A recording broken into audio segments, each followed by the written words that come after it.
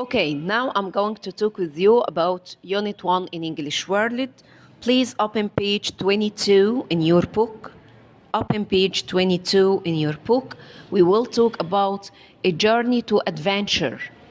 رحلة للمغامرة. A journey to adventure. Adventure معناها مغامرة. اللي احنا هناخده ده عبارة عن two chapters from a story. الستوري اللي عندنا اسمها Escape from the Fire. Escape from. Escape from. Please repeat after me. Escape from. Escape from the fire. Chapter 1. Granddad. بيقول لنا Robert was excited. He was going to stay with his grandfather at the weekend. Underline with me at the weekend. Underline with me at the weekend. Lucy, his cousin, was going to stay too. يبقى عندنا روبرت كان متحمس جدا لأنه هيقضي الأجازة دي أجازة نهاية الأسبوع مع جده ومعاه لوسي بنت عمه. عملنا underline على at the weekend. كمان بيقول لنا she was the same age as Robert. She was the same age as Robert and they were good friends. Underline with me the same age as يعني في نفس العمر. في نفس العمر. While Robert was baking his bag means بيرتب شنطته أو بيجهز شنطته. Underline with me this expression. Baking his bag. I can use it bake, the verb bake, and in the past will be regular verb baked. I will add ed. So, while Robert was baking his bag, the telephone rang noisily, and noisily is an adverb. أثناء ما كان بيرتب شنطته التليفون رن وكان صوته مزعج أو رن بإزعاج. Noisily, this is an adverb. So, we will talk also about while, followed with long event in the past continuous, and the interruption will be a short event in past simple. هنتكلم عن قاعدة while وهنلاقي إن while بتتكلم إنه بيجي بعديها past continuous يعني long event وبعدين بيبقى past simple اللي هو short event interrupted or cut the long event. Okay? Robert answered it. Robert رد على التليفون. فبعدين لقي لوسي بتقول له I hope we have a great weekend, said Lucy.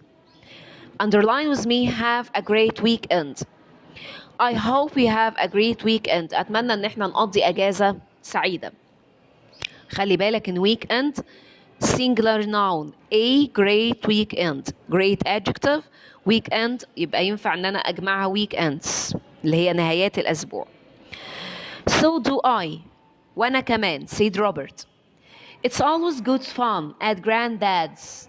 Granddad's here I mean granddad's home. فاكرين في primary 4 لما اتكلمنا عن انه لما بضيف apostrophe s لاسم الشخص او لاسم الوظيفة بتاعته انا كده بتكلم عن المكان بتاعه. فهو لما بيقول at granddad's he means in granddad's home قصده في بيت جده. زي بالظبط لما بنقول butcher يعني جزار. لما بقول butchers يعني محل الجزارة. baker الخباز. bakers يعني محل المخبز أو محل بيع الخبز. okay يبقى granddad's here I mean the place of granddad I mean his home. So while Robert was traveling on the bus underline with me on the bus he thought about granddad. أثناء ما كان مسافر في الأتوبيس while تاني أهي بعديها long event was traveling he thought about granddad فكر في جده. There were two things about him that Robert and Lucy really liked. في حاجتين روبرت ولوسي بيحبوهم في الزيارة دي. ايه هم؟ أو بيحبوهم في علاقتهم بجدهم. Number 1 first he was very clever. إن جدهم ذكي جدا. He was an inventor مخترع. He invented lots of things but mostly he invented new kinds of mobile phones. هو بيخترع حاجات جديدة لكن أكتر اختراعاته بتبقى أنواع جديدة من الموبايل phones. The other thing they liked was that granddad loved history. يبقى أول حاجة بيحبوها إن هو he was very very clever and he was an inventor.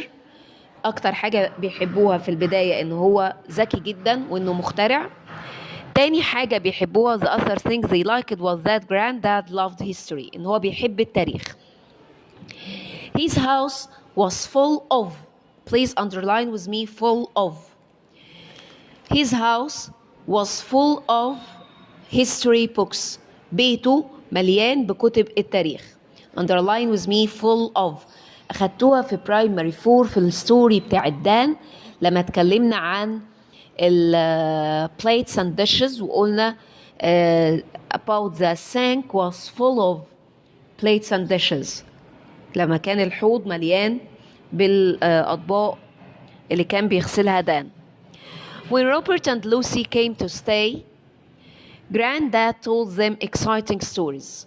لما روبرت ولوسي بيجوا علشان يقيموا عنده هو بيقول لهم قصص مثيرة from history من التاريخ. The cousins loved the stories because they were true. وهم بيحبوا القصص دي جدا لأنها قصص حقيقية. They loved Granddad's tales of explorers he used to sail across the oceans and travel across deserts to distant lands. Please underline with me, sail across the oceans, travel across deserts to distant lands.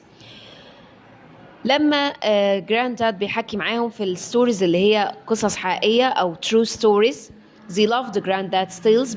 بيحبوا القصص بتاعته عن explorers المكتشفين اللي بيسافروا عبر البحار وعبر المحيطات وبيسافروا عبر الصحراء to distant lands يعني لأراضي بعيدة. distant mean far lands. طيب ايه اللي حصل بعد كده؟ كل الكلام ده روبرت كان بيفكر فيه في الأتوبيس وهو رايح وايه الحاجات اللي بيحبها عن جده. أول ما روبرت وصل روبرت knocked on Granddad's door. knocked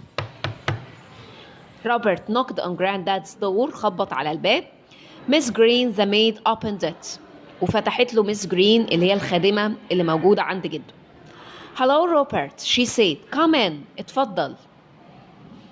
Hello Miss Green. Robert said. How are you? ازيك؟ I'm fine, said Miss Green. She took his bag from him. وبعدين راحت قالت له أخذت منه شنطته وقالت له Your grandfather is in his study. study يعني حجرة الدراسة أو حجرة المكتب. يبقى احنا واخدين study verb قبل كده. study verb طبعا عارفينها يعني يذاكر. أول مرة ناخد study as a noun. أول مرة ناخدها دي noun اسم. تمام؟ فهي قالت له your granddad is in his study حجرة الدراسة أو حجرة المكتب بتاعته. Robert hurried into granddad's study. فتح الباب بسرعة. Hello granddad, he began. Then he stopped in surprise. Underline with me. Stopped in surprise.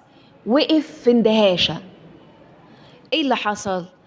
Granddad was sitting in an armchair. قاعد على كرسي ليه ايدين كده يسند عليها. armchair اللي هو الكرسي اللي بيبقى ليه دراعات كده اقدر اسند عليها ايدي.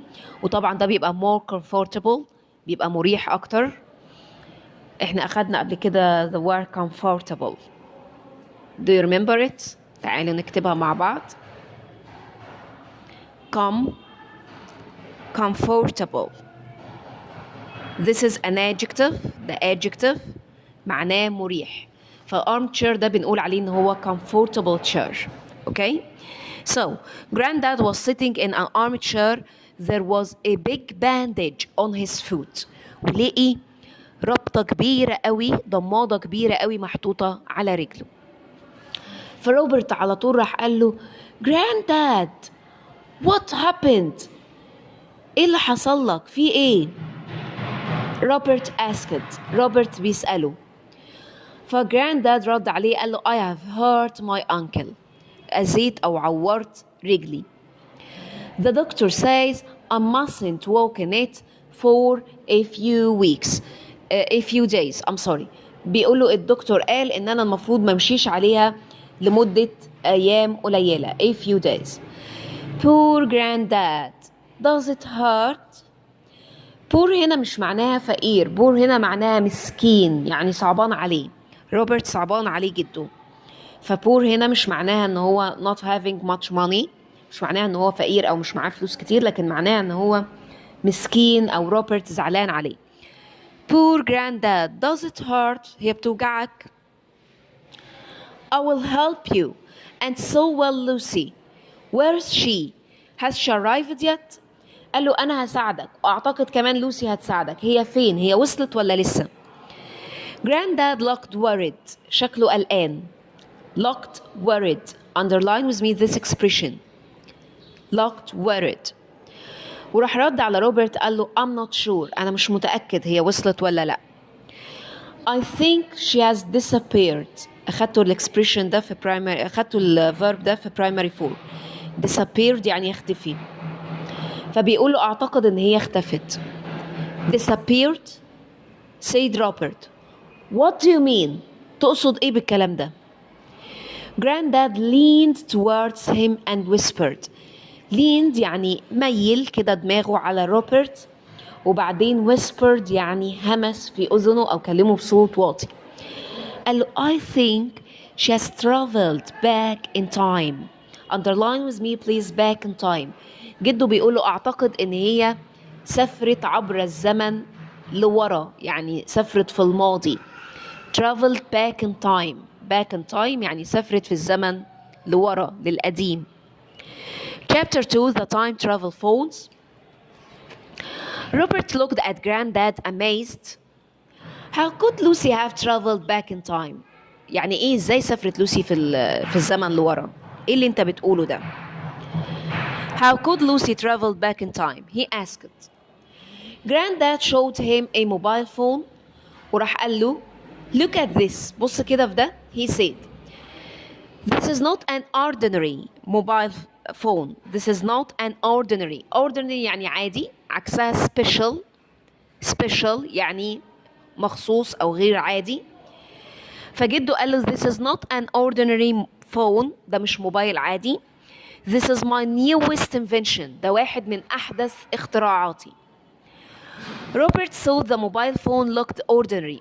روبرت حس طب ما شكله عادي، يعني هو فيه ايه؟ فسأل جده سؤال مهم قوي. تعالوا نعمل برضو عليه underline. What's special about it؟ طب ايه المختلف او ايه المخصوص او ايه الحاجة الغريبة في الموبايل فون ده؟ What's special about it؟ He asked. فجده راح قال له Do you promise not to tell anyone؟ توعدني انك مش هتقول لحد؟ فروبرت راح سأله قال له Not even Lucy؟ ولا حتى لوسي؟ قال له Lucy knows already. لوسي عارفة. فروبرت سأله سؤال تاني Not even mom and dad؟ ولا حتى بابايا ومامتي؟ راح جده قال له I will tell them soon. أنا هقول لهم قريب. Okay, so what does it do؟ asked Robert. قولي بقى الموبايل ده بيعمل ايه؟ Okay, so what does it do؟ asked Robert. With this mobile phone you can travel back in time. جده قال له بالموبايل ده انت تقدر تسافر في الزمن لورا، تسافر عبر الزمن. واو! روبرت exclaimed يعني متعجب، مستغرب. Can you really do that؟ انت بجد تعرف تعمل ده؟ Granddad nodded proudly. هز دماغه بفخر انه اعرف. I've worked on this invention for 2 years. He said. أنا بقالي سنتين شغال على الاختراع ده. It's not ready now. وجاهز للاستخدام دلوقتي. Robert's eyes widened. عينيه كده وسعت يعني أو فتح عينيه زيادة اللي هو مندهش أو مبرق. How does it work؟ طب بيشتغل إزاي؟ Let me show you. Underline with me this expression. Let me show you. خليني أوريك إزاي. فجده قال له you put in the date you want to visit. هتدخل التاريخ اللي انت عايز تزوره. Then you put in the place you want to visit. وبعدين هتدخل المكان اللي انت عايز تزوره. Then you put in the password. وبعدين هتدخل الباسورد. ايه الباسورد اللي جده عمله؟ adventure. مغامرة. فروبرت سأله سؤال مهم قوي. Did you tell Lucy this؟ انت قلت الكلام ده للوسي؟ Yes, and now one of the time travel phones is missing. أيوة أنا قلت الكلام ده للوسي وحاليا في واحد من الموبايل فونز بتاعتي missing. مفقود. How many time travel phones have you made? انت عملت كام واحد؟ Robert asked. 4. Granddad shook his head. I'm worried, Robert. I think Lucy has used the missing phone to travel back in time. أنا قلقان يا روبرت ومتهيألي إن لوسي استخدمت الموبايل المفقود إنه تسافر بيه عبر الزمن. يعني جده شاكك إن الموبايل المفقود ده مع لوسي. Wow! Robert exclaimed. Where do you think she has gone? تفتكر هي سافرت فين؟ Now I encourage you to answer the questions. Question 1, question 2 and 3 and 4 on page 24. I encourage you to answer them and I'll follow you later with answer for it. Thank you, Primary 5, and good luck.